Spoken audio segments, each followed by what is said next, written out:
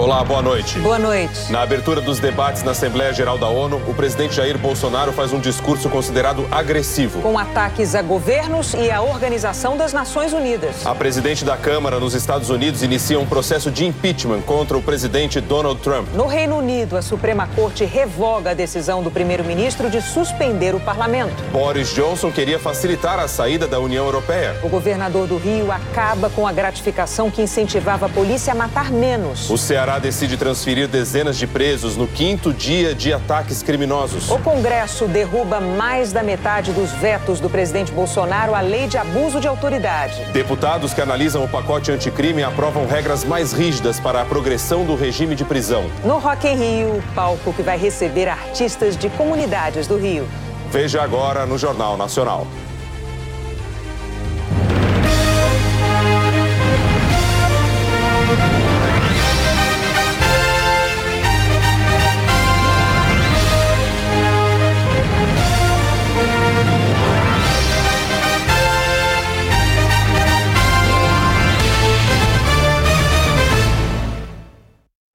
O presidente Jair Bolsonaro discursou hoje na abertura dos debates da Assembleia Geral das Nações Unidas em Nova York.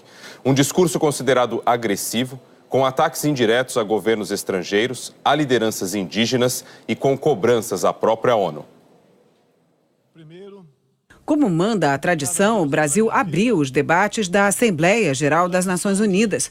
Apesar de não ser uma regra, é assim desde 1947, quando o diplomata brasileiro Oswaldo Aranha presidiu a primeira sessão especial da Assembleia. Jair Bolsonaro começou afirmando que apresentaria um novo Brasil.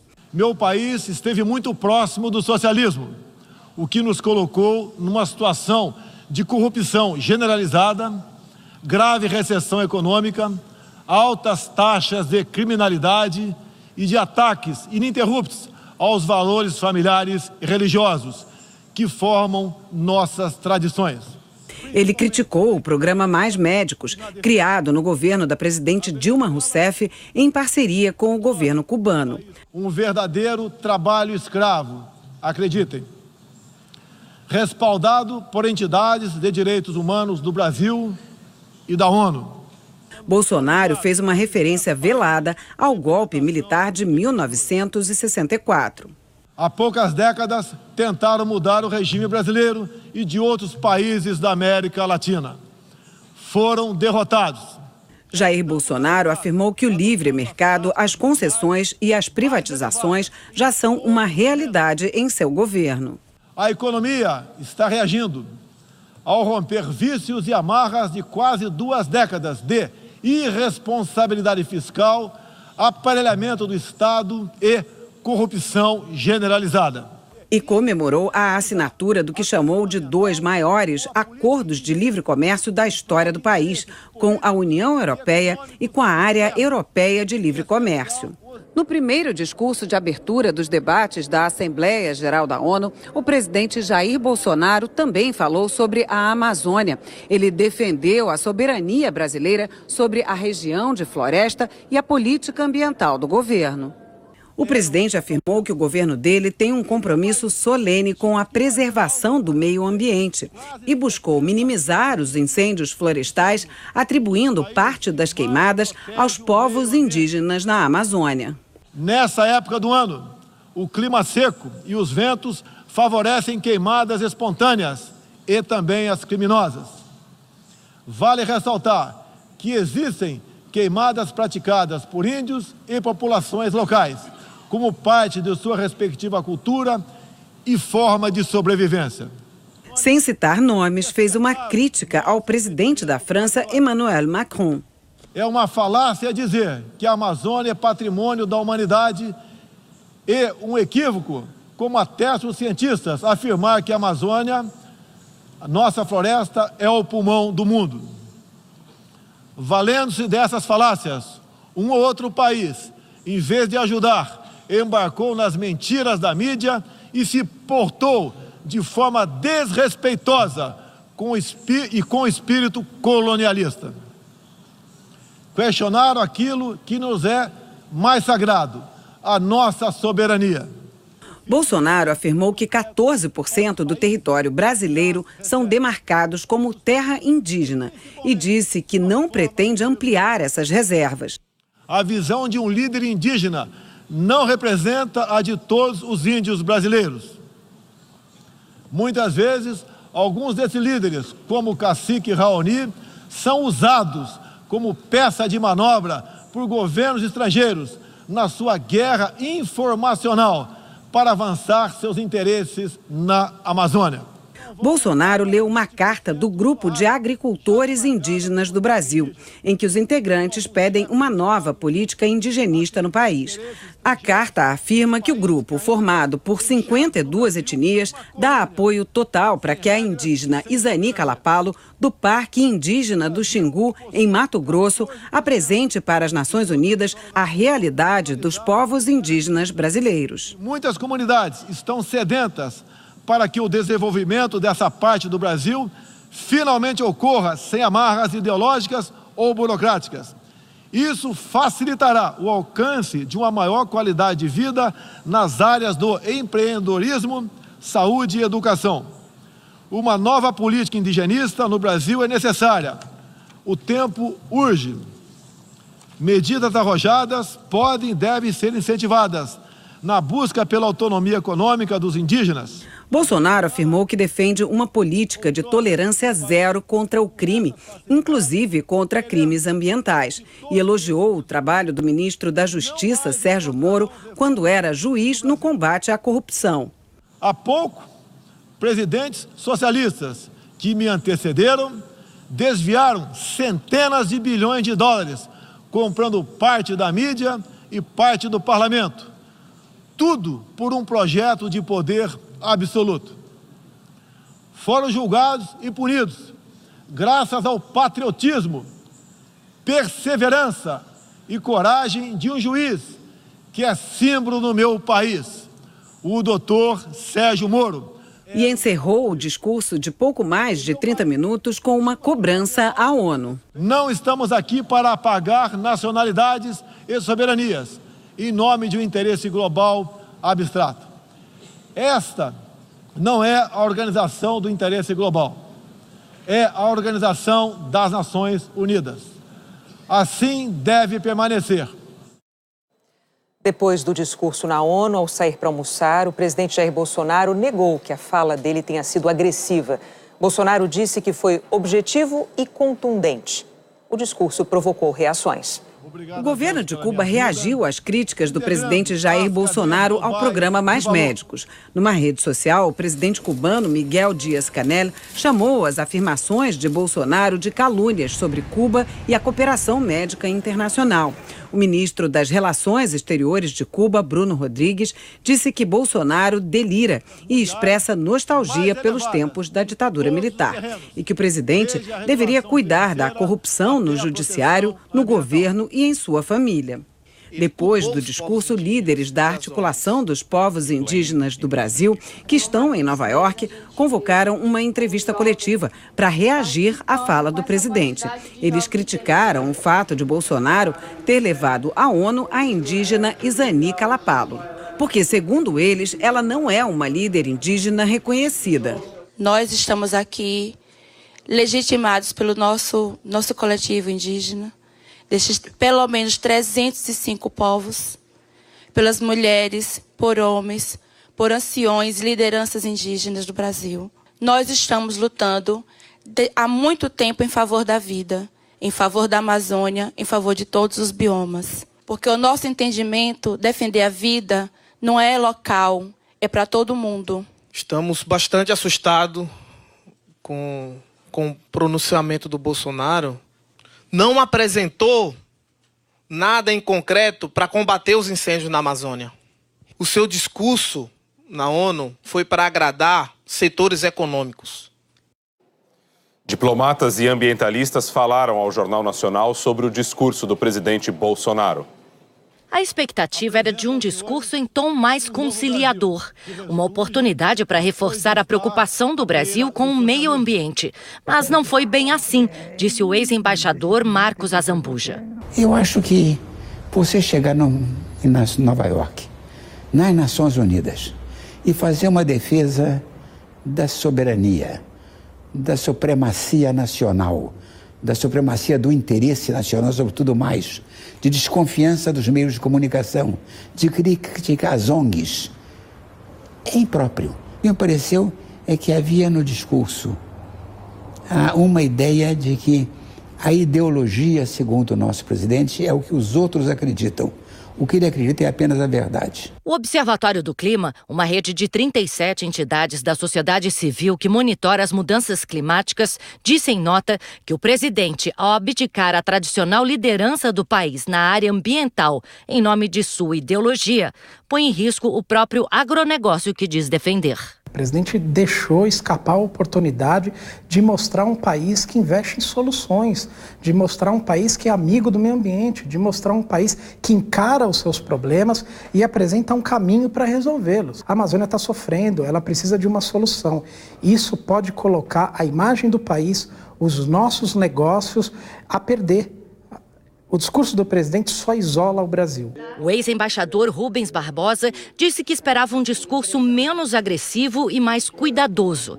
Os assuntos abordados, com críticas a potências europeias e a demarcação de terras indígenas no Brasil, segundo ele, criaram mais atritos junto à comunidade internacional. O discurso do Bolsonaro, em algumas partes, era um relatório de política interna. E que era claramente dirigido ao público interno, enquanto na ONU se espera dos presidentes, dos ministros que discursam lá, uma visão de mundo. O presidente diz isso no discurso, que ele queria restabelecer a credibilidade e a confiança do mundo em relação ao Brasil. Isso se torna mais complicado porque os pontos de atritos foram ampliados. Além de Jair Bolsonaro, dezenas de chefes de Estado passaram pela tribuna na ONU. Mr. President, o secretário-geral da ONU, Antônio Guterres, discursou antes de Jair Bolsonaro e deu grande destaque ao meio ambiente. Ele afirmou que o mundo está vendo temperaturas sem precedentes e que até a nossa linguagem deveria mudar. Ele disse: deveríamos parar de falar em mudança climática e falar em crise climática. O mundo precisa mudar de uma economia fóssil para a economia verde. Precisamos fazer muito mais para vencer o aquecimento global. Guterres ressaltou também outros riscos à estabilidade do planeta. Lembrou conflitos que seguem sem solução no Iêmen, na Líbia, no Afeganistão e também entre Israel e Palestina. E os 4 milhões de venezuelanos que fugiram do país. Disse que o ataque recente à refinaria de petróleo na Arábia Saudita foi inaceitável e trouxe a alarmante possibilidade de um conflito armado na região.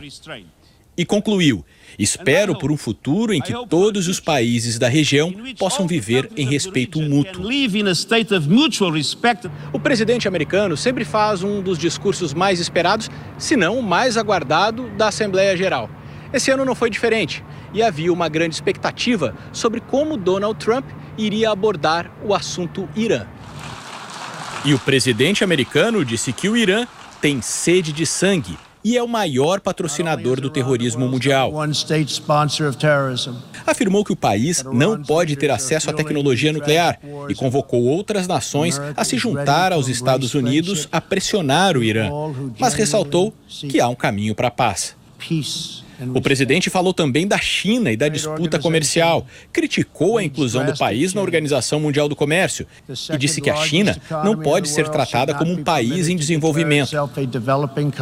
Sobre imigração, afirmou que está trabalhando para combater o tráfico humano e que as fronteiras devem ser respeitadas e que o futuro não pertence aos globalistas, e sim aos patriotas.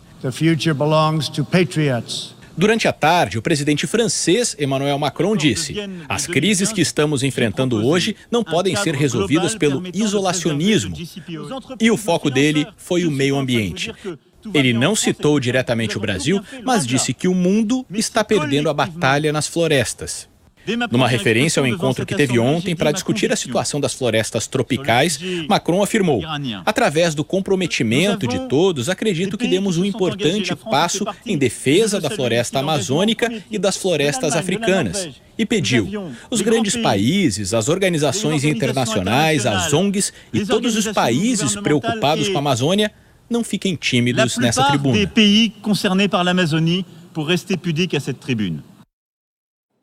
Antes de Macron, enquanto Donald Trump se dirigia aos líderes mundiais, a oposição no Congresso anunciou a abertura de um inquérito de impeachment. É uma investigação formal para determinar se Trump pode ser afastado do cargo. O correspondente Ismar Madeira está em frente ao hotel onde o presidente americano oferece um jantar agora à noite e traz mais informações para a gente. Boa noite. Muito boa noite. Foi a presidente da Câmara dos Deputados americana, Nancy Pelosi, que disse que vai dar entrada nesse pedido formal de impeachment de Donald Trump.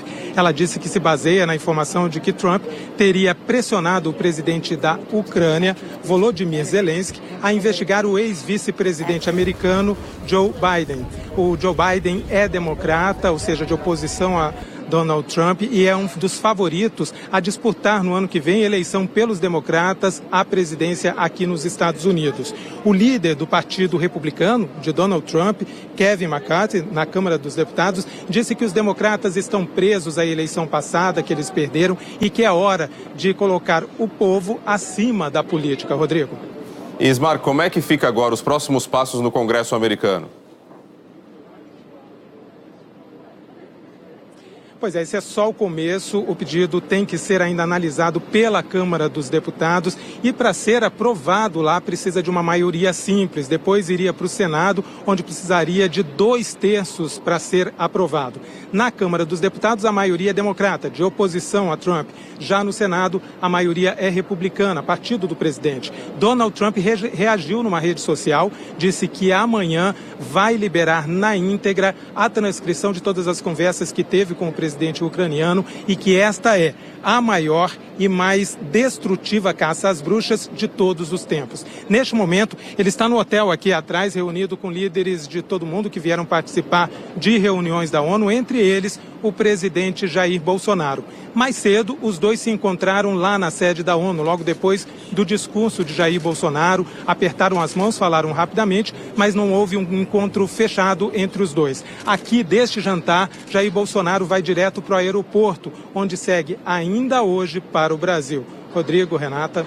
Obrigado pelas informações. Qualquer novidade, voltaremos a falar ainda hoje. Boa noite. No Reino Unido, numa decisão histórica, a Suprema Corte determinou hoje que a suspensão do parlamento pedida pelo primeiro-ministro Boris Johnson foi ilegal. Eram 11 juízes e eles foram unânimes. A presidente da Suprema Corte desenrolou uma teia de argumentos. Explicou que os primeiros ministros até podem pedir tempo para preparar um novo programa de governo, mas o período normal é de 4 a 6 dias. Boris Johnson suspendeu o parlamento por 5 semanas. E diante de uma circunstância excepcional, às vésperas da saída britânica da União Europeia. A Suprema Corte julgou que a decisão no começo do mês foi para frustrar ou impedir o parlamento de desempenhar suas funções, e sem nenhuma justificativa razoável. O tribunal determinou que a suspensão não tem efeito. Foi como se a emissária da coroa tivesse anunciado uma lei de um papel em branco. O veredito foi celebrado pelos 2 grupos que processaram o governo. O representante de deputados escoceses disse que a decisão comprovou um ataque à democracia. Um parlamento eleito por todos havia sido silenciado por um primeiro-ministro escolhido por 160 mil associados ao Partido Conservador. A ativista Dina Miller afirmou que a decisão é maior que o Brexit. Não é sobre a derrota do governo contra o parlamento. É a vitória da separação dos poderes. O judiciário determinou que o executivo não pode impedir o legislativo de trabalhar. A decisão aqui da Suprema Corte afasta a possibilidade de uma saída sem acordo. E essa derrota do governo põe pressão no primeiro-ministro. O Boris Johnson tem poucas alternativas até o prazo final. O primeiro-ministro declarou que discorda dos juízes, mas respeita a decisão. Boris disse que muita gente não quer que o Brexit aconteça. Mas ele reafirmou que o país sai da União Europeia na data prevista, dia 31 de outubro. He should resign. I think Boris Johnson should resign. To do the decent thing and resign. Os principais nomes da oposição querem a saída dele. Todos denunciam o governo por tentar sair da União Europeia sem acordo. Um cenário que poderia causar até falta de comida e remédios. O líder trabalhista exigiu que o primeiro-ministro peça o adiamento do Brexit caso não consiga aprovar um acordo. O presidente da Câmara afirmou que a Suprema Corte foi inequívoca. John Bercow anunciou que os deputados já voltam ao trabalho amanhã de manhã. Para o primeiro-ministro que quis calar o parlamento, foi um sonoro veto. A seguir, o governador do Rio acaba com a política que incentivava a polícia a matar menos. E o Ceará decide transferir dezenas de presos no 5º dia de ataques.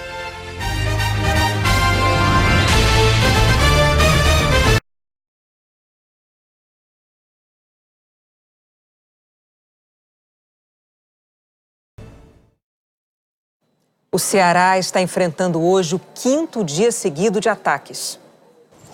Carros novos viraram sucata na concessionária. E o estrago só não foi maior por causa da correria dos funcionários. Mas no 5º dia de ataques, os ônibus urbanos continuaram sendo os alvos preferidos dos criminosos. Foram 12 até o meio da tarde. Pelo menos 30% deles nem saíram das garagens. E isso atrapalhou a rotina dos passageiros. 4 pessoas ficaram feridas nos ataques registrados desde o fim de semana. Entre eles, um motorista que dormia no caminhão atingido pelo fogo e uma passageira que não conseguiu sair a tempo do ônibus incendiado. Assim como na primeira onda de ataques em janeiro, a Secretaria de Segurança Pública do Ceará atribui a violência a uma facção criminosa, insatisfeita com as regras mais rígidas dentro dos presídios no estado. Eles querem o retorno das regalias. Eles querem que volte a ter visita íntima. Por conta disso, eles estão incomodados, estão fazendo essas ações nas ruas, pessoas ligadas a eles. Então, essa é a motivação. A Secretaria de Administração Penitenciária informou que já está fazendo remanejamento de presos entre cadeias do estado e que os bandidos que coordenaram os ataques vão ser transferidos para presídios federais. O governador do Rio, Wilson Witzel, suspendeu a gratificação para policiais que reduzirem mortes em operações. Hoje, a polícia ouviu mais testemunhas da morte da menina Agatha Félix, de 8 anos.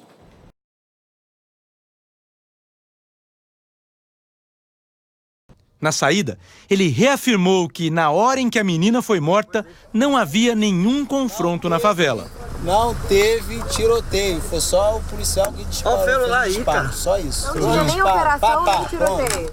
Hoje à tarde, outros 4 policiais que estavam no local foram ouvidos. E amanhã, os pais e o avô de Agatha Félix vão depor. Os depoimentos das testemunhas ganham ainda mais importância porque a polícia não está otimista quanto ao exame de balística. Os peritos têm apenas fragmentos do projétil que atingiu Agatha e isso pode não ser suficiente para comprovar de que arma saiu o tiro. Ontem, o governador Wilson Witzel defendeu a atual política de segurança pública e hoje publicou um decreto acabando com as gratificações dadas a policiais que evitassem mortes em confrontos. Ou seja, quanto menos mortes em operações, mais o policial recebia. Desde 2011, o sistema de metas da polícia levava em consideração as mortes provocadas por agentes públicos no índice de eficiência dos batalhões. Com a mudança de hoje, o índice leva em consideração os homicídios dolosos, os roubos seguidos de morte, as lesões corporais seguidas de morte, roubo de veículos, de rua, além do roubo de cargas. Este especialista em segurança pública diz que essa medida incentiva os confrontos violentos com a polícia. Investimento na política de confronto, quando você poderia estar investindo no aperfeiçoamento das polícias. Qualquer morte, pessoas inocentes nos tocam muito mais, é lógico, mas qualquer morte vai depor contra a eficiência do sistema, a eficiência das polícias, a eficiência de uma sociedade que merece ser uma sociedade nos patamares civilizados. As mortes provocadas por ações da polícia já representam mais de 30% do índice de letalidade violenta do estado, que também inclui homicídios, latrocínios e lesões corporais seguidas de morte. Hoje, os pais de Agatha foram a um encontro com Fátima Bernardes e falaram pela primeira vez sobre a perda da filha. Ela era uma menina muito inteligente. Ela tinha muito amor. E eu sempre falava assim com Deus: Deus, dá-me sabedoria para eu educar a minha filha nesse mundo muito mal. Esse mundo muito mal. Eu sempre pedia isso. Em nota, o governo informou que o decreto não altera os protocolos das operações policiais e que as mortes continuarão sendo devidamente apuradas pelas autoridades. Se comprovada a culpa, os agentes serão punidos. O grupo de trabalho da Câmara, que analisa o pacote anticrime, aprovou hoje regras mais rígidas para a progressão de regime de prisão. O tema faz parte do projeto apresentado pelo ministro do Supremo, Alexandre de Moraes. Hoje, presos com bom comportamento podem passar para um regime menos rigoroso, do fechado para o semiaberto, por exemplo, depois de cumprir 16%, 1/6 da pena. O grupo de trabalho endureceu os critérios. Condenados reincidentes terão de cumprir de 20% a 30% da pena, dependendo do tipo de crime, para passar para um regime menos rigoroso. Já condenados por crimes hediondos terão que cumprir de 40% a 70% da pena antes da progressão. Havia a expectativa de que o grupo votasse hoje a regra para a excludente de ilicitude, que pode reduzir ou até deixar sem punição policiais que cometerem crimes alegando legítima defesa. Houve protestos durante a sessão. Manifestantes pediram que o tema fosse retirado do texto. Deputados, incluindo o próprio relator, deputado Capitão Augusto, do PL, admitem abertamente que a excludente de ilicitude não vai ser aprovada no grupo de trabalho. A discussão e votação ficaram para amanhã. O presidente da Câmara, Rodrigo Maia, do Democratas, disse que assim que o grupo votar o relatório, o texto deve seguir direto para o plenário. Um acordo de lideranças no Senado adiou a votação do relatório da reforma da Previdência na Comissão de Constituição e Justiça. Plenário da comissão vazio. O relator da reforma da Previdência disse que foi surpreendido. Evidente que estava preparado para ser hoje. Acho um erro adiar a Previdência. O Brasil todo está esperando por isso, mas vamos obedecer às lideranças. A presidente da comissão também reagiu. Confesso que contrariada, acho que houve um erro de estratégia, acho que não é o momento de sinalizar qualquer dúvida para a sociedade em relação à reforma da Previdência, mas como não somos líderes e houve uma determinação dos líderes, cabe a mim apenas cumprir a determinação da mesa diretora. Por trás do cancelamento, a reação de um grupo de senadores comandada pelo presidente da Casa, Davi Alcolumbre, à operação da Polícia Federal na semana passada. A operação foi realizada com a autorização do ministro do Supremo Tribunal Federal, Luiz Roberto Barroso. O alvo foi o líder do governo no Senado, Fernando Bezerra Coelho, do MDB. O grupo considera um desrespeito à harmonia entre os poderes a entrada dos policiais no Senado sem autorização do comando da casa. Alcolumbre negou que o adiamento da votação da reforma da Previdência seja uma ação corporativa que prejudica uma pauta de interesse da sociedade. Não existe isso de ação corporativa, existe um poder com um recurso legítimo da mesa diretora do Senado em relação a uma ação de outro poder nesta casa. Então não existe, o calendário não foi alterado. Tanto é que no acordo, nós vamos votar na terça, na CCJ e à noite no plenário. Ou seja, continua o prazo estabelecido. O líder do MDB apoiou o presidente do Senado. Nós não estamos prejudicando a Previdência. Ao contrário, nós estamos construindo uma solução para que nós possamos ainda, se Deus assim permitir, a votação da Previdência no mês de outubro no Senado da República. Portanto, acho que o Senado tem cumprido o seu papel e o que nós estamos tratando aqui é do respeito à Constituição. Mesmo com a nova sessão marcada para terça-feira da semana que vem, o líder do PSL na casa disse que foi uma ação corporativista em detrimento de um interesse da sociedade. É uma forma protelatória realmente a suspensão das atividades da CCJ para votar a Previdência, também o compromisso no calendário de levar a votação à noite. O líder da rede também atacou a articulação. O Congresso brasileiro não pode parar de trabalhar por conta de suas vicissitudes. Eu lhe digo, o que está acontecendo no dia de hoje no Congresso Nacional não é o triunfo da velha política, é o triunfo do que tem de pior na política, os interesses corporativos, individuais, à frente do debate da sociedade brasileira. Oficialmente, a explicação do senador Davi Alcolumbre para adiar a votação na CCJ foi para que alguns senadores pudessem participar da audiência com o presidente do Supremo. Eles foram apresentar ao presidente da Corte, Dias Toffoli, um recurso contra a operação da Polícia Federal na semana passada.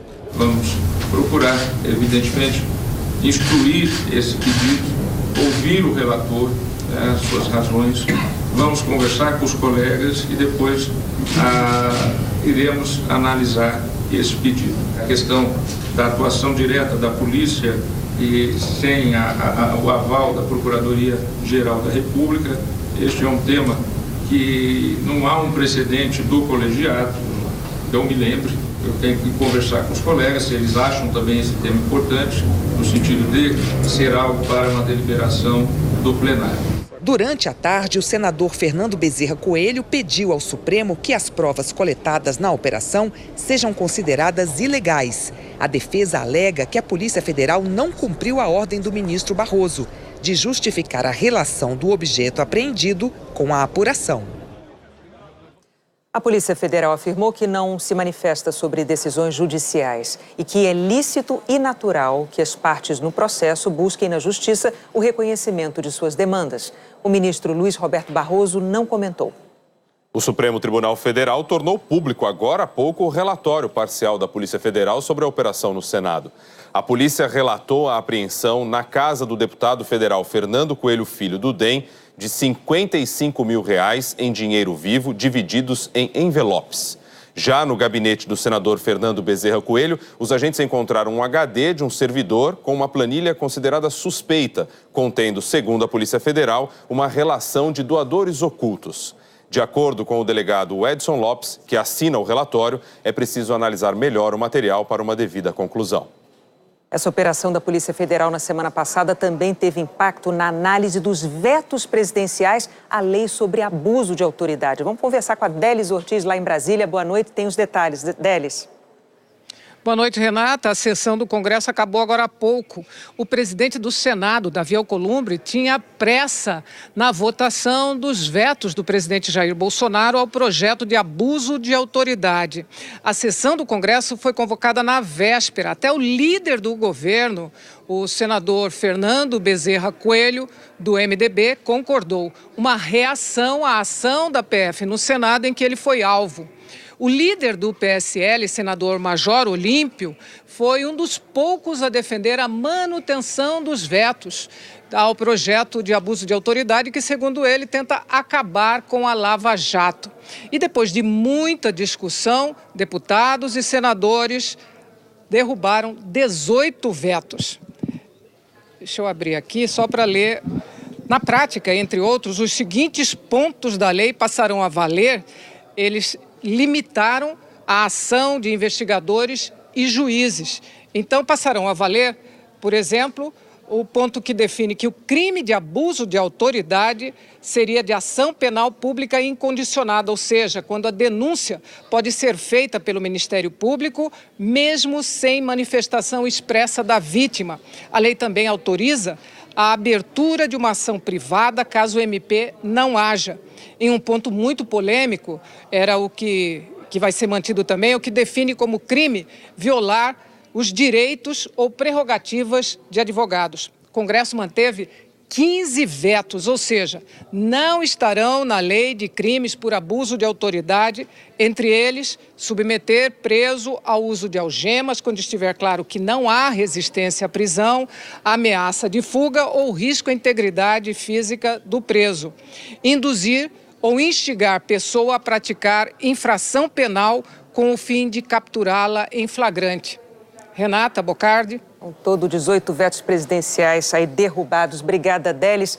A seguir, a preocupação dos ambientalistas com o Parque Nacional dos Campos Gerais, no Paraná.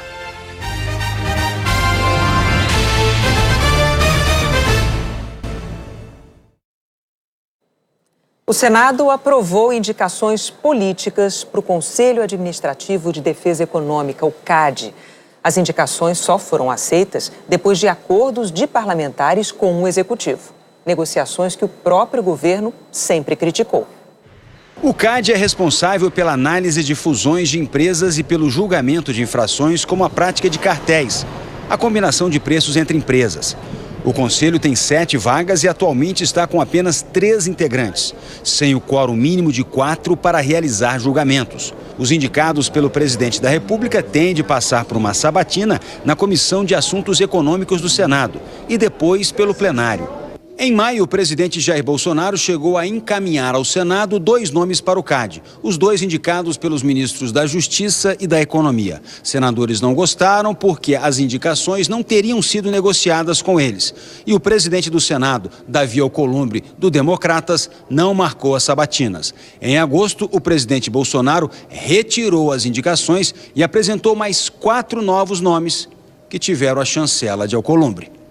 Os advogados Luiz Augusto Azevedo de Almeida Hoffmann e Lenisa Rodrigues Prado, o economista Luiz Henrique Bertolino Braido e o subchefe adjunto de Política Econômica da Casa Civil, Sérgio Costa Ravanani, foram todos sabatinados e aprovados.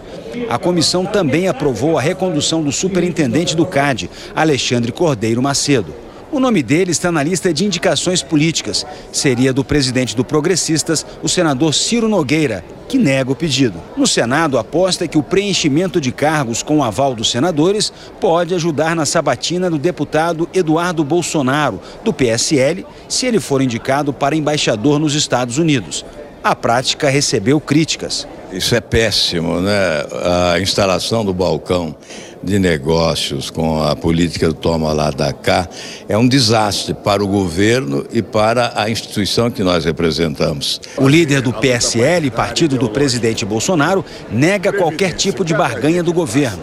Eu não vejo isso porque no momento em que se aceitam indicações que possam ser técnicas, não existe aquela contrapartida da porteira fechada, eu te dou um ministério e não me pergunta o que eu vou fazer lá, só vota comigo. Isso não está acontecendo. Eu dou até o meu exemplo e dou o PSL. Um levantamento do jornal O Estado de São Paulo faz um mapa da troca de apoio no Congresso por cargos no governo. De um total de 101 nomeações para superintendências estaduais feitas entre janeiro e 15 de setembro, 50 foram por meio de indicações políticas, que envolveram, em grande parte, os partidos que compõem o Centrão. Segundo o jornal, o PSD ficou com 8 cargos, MDB e PSL com 7 cada um, Democratas e Solidariedade, 6 cada, PL e PSDB com 2, PP, PROS, PTB e PDT, 1 cada. Outros partidos fizeram 8 indicações para órgãos como IFAM, IBAMA, INCRA, SUFRAMA, FUNASA e também para os Ministérios da Agricultura, da Economia e da Saúde. Os 51 cargos que completam as 101 nomeações foram preenchidos por militares e servidores de carreira. Uma outra questão é o uso de emendas parlamentares para ganhar a simpatia de deputados e senadores. Na semana passada, 35 senadores, governistas e de oposição, manifestaram preocupação com o uso político das emendas. Para evitar interpretações distorcidas sobre o critério de liberação das emendas, pediram transparência e ampla publicidade e que sejam atendidos todos os senadores, independentemente de filiação partidária ou de posicionamento em votações. O governo é obrigado a liberar o dinheiro das emendas dos parlamentares até dezembro de cada ano, mas pode decidir o momento mais conveniente. A organização não governamental Contas Abertas, com base em dados oficiais, mostra que o pico de empenho, quando o governo faz o compromisso de liberar o dinheiro das emendas, foi nos meses de junho e julho, auge das votações da reforma da Previdência na Câmara, mais de 4,5 bilhões de reais. A liberação efetiva do dinheiro ocorreu nos meses de julho, agosto e setembro, período de debate da reforma no Senado e quando o governo anunciou a intenção de indicar Eduardo Bolsonaro para a vaga de embaixador. O diretor do Contas Abertas afirma que, ao contrário do discurso do governo, o uso político das emendas segue o mesmo roteiro de sempre. No novo, no velho governo, nos velhos governos, até porque não foi só no último, né? Acontece a mesma coisa. O governo libera quando precisa ter um relacionamento mais azeitado com o Congresso Nacional. Eu creio que devia haver até um constrangimento do Executivo em liberar e dos parlamentares em aceitar, né, que as suas emendas fossem liberadas nesse momento. Mas isso seria no mundo ideal. No mundo político é muito diferente. O presidente do Senado, Davi Alcolumbre, do Democratas, declarou que não chancelou indicações e que as nomeações para agências reguladoras são prerrogativas exclusivas do Poder Executivo. O Jornal Nacional exibe agora a segunda reportagem sobre os limites de 2 florestas com araucária no sul do país. Hoje, o destino é o Parque Nacional dos Campos Gerais, no Paraná.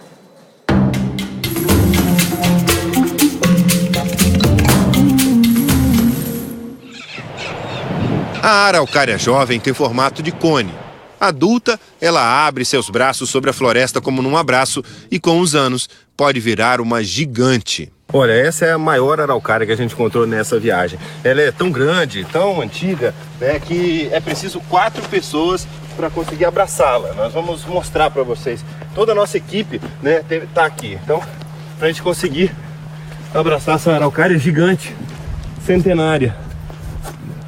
A espécie está em risco de extinção.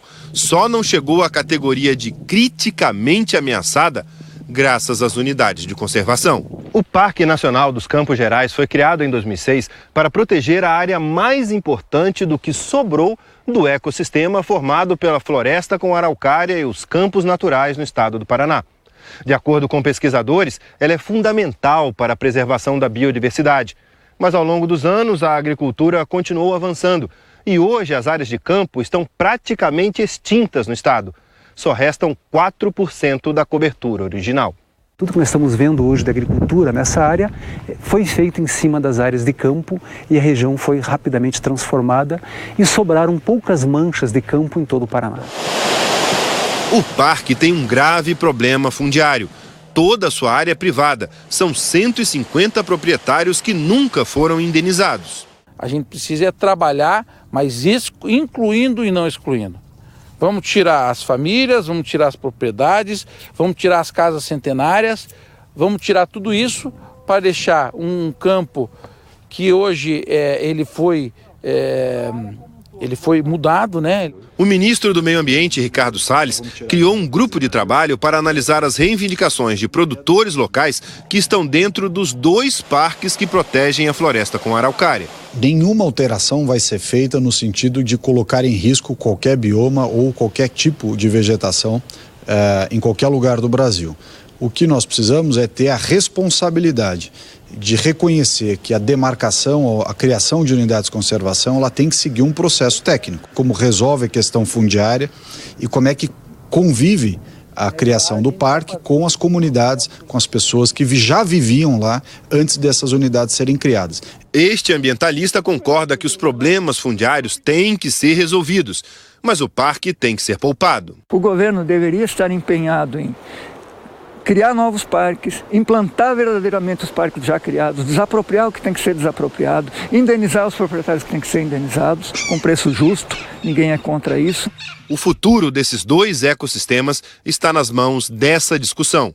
E a sobrevida deles depende muito dessas unidades de conservação e de diálogo. A gente precisa de gestão, a gente precisa de quebrar esse paradigma entre ambientalistas e ruralistas, porque ela não é real. Temos problemas comuns em conjunto, quebrar esse foco de conflito e sentar na mesa e procurar oportunidades em conjunto. Tão agredida e por tanto tempo, mesmo depois da proibição do corte de araucárias há 26 anos, a paisagem ainda não se recuperou. O que sobrou, talvez, quando a gente olhe para a araucária, em pé, um bosque de araucária, o que a gente veja é uma espécie de museu a céu aberto, né? Um museu natural do que ainda restou, sem alguns dos principais elementos. A seguir, a maratona de jogos no Brasileirão. E as histórias inspiradoras do Rock in Rio.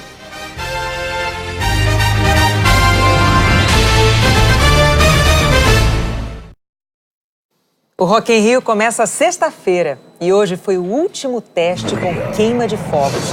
O festival vai revelar mais de 20 artistas de favelas do Rio de Janeiro. Direto de Madureira para o Rock in Rio, Jonathan Fer. Xamã e Jonathan Fer. O destino deles é o Espaço Favela, no Rock in Rio. E a caminhada até aqui foi longa. O ex-camelô Xamã virou rapper fazendo batalhas de rima. Várias paradas que eu vivi na minha vida, vivi em Sepetiba, até em Santa Margarida.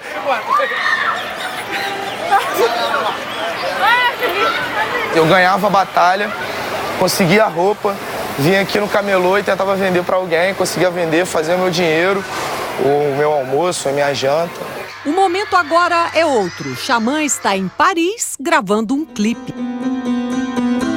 Jonathan Fer virou professor de piano, se formou em música, mas também não foi fácil para ele. Eu vendi jornal, vendia coisas, produtos de limpeza para poder conseguir ir financiando as aulas e eu já estava completamente apaixonado pelo instrumento já, né? Jonathan cresceu no Morro da Congonha, em Madureira, na Zona Norte, ouvindo sons muito comuns nas favelas do Rio. Som de tiro mesmo, né? Violência. O Urban Jazz, a música que ele e a banda vão mostrar no Rock in Rio, tem uma mistura de estilos de Madureira.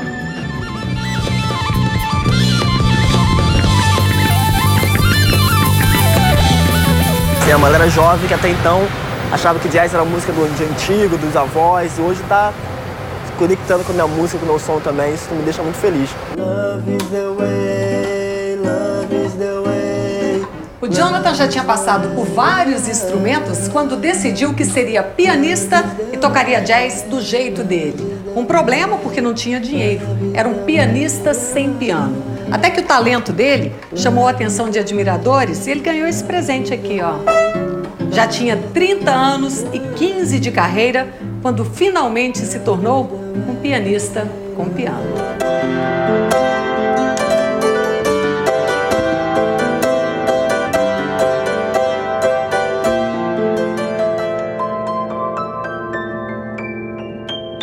Representar Madureira no palco do Rock in Rio, para mim, tem uma relevância muito grande. Uma realização imensa para mim, um dos maiores eventos do mundo. Eu nunca vou me esquecer disso, quero que todos os meus amigos estejam lá, vou tentar levar todo mundo daqui também. O que vale aqui é mostrar toda essa arte, que já abriu o caminho e que pode levar cada vez mais alto. A Olimpíada de Tóquio, no ano que vem, promete ser um dos jogos mais sustentáveis da história. Quem sonha com uma medalha olímpica precisa cuidar do sono. E aos atletas serão oferecidas camas personalizadas, colchões divididos em 3 partes, com diferentes densidades. Peso, altura e a modalidade esportiva de cada atleta vai determinar como montar esse quebra-cabeças. Para nadadores, por exemplo, é indicado usar o pedaço mais macio para pescoço e ombros, muito exigidos. O tronco e as pernas podem repousar sobre superfície intermediária ou mais dura. O estudo, usado pelo Comitê Olímpico do Japão nos últimos 10 anos, será disponibilizado para todos e em todos os 18 mil leitos da Vila Olímpica, que fica pronta no fim do ano.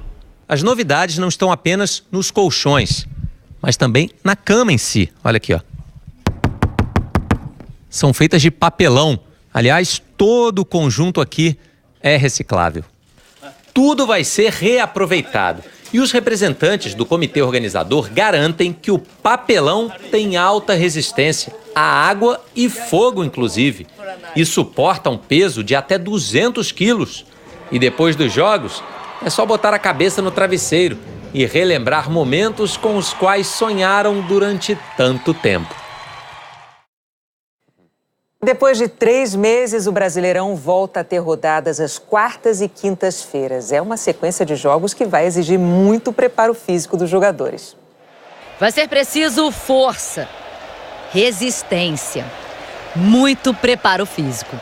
No sábado começou a maratona do Brasileirão. Das 38 rodadas, 13 serão disputadas num período de 52 dias. Ou seja, mais de 1/3 do campeonato em menos de 2 meses. Esse intervalo mais curto entre os jogos, claro que aumenta o desgaste físico dos jogadores. E aí é ainda mais importante a estratégia do técnico. Como ele vai armar o time para cada partida. É realmente focar em quem são os caras que estão em condição de vencer o próximo jogo. Esse é o foco. É preciso ter opções, porque haverá desfalques. Eu não treino 11, eu treino um grupo, treino na base de 30 jogadores.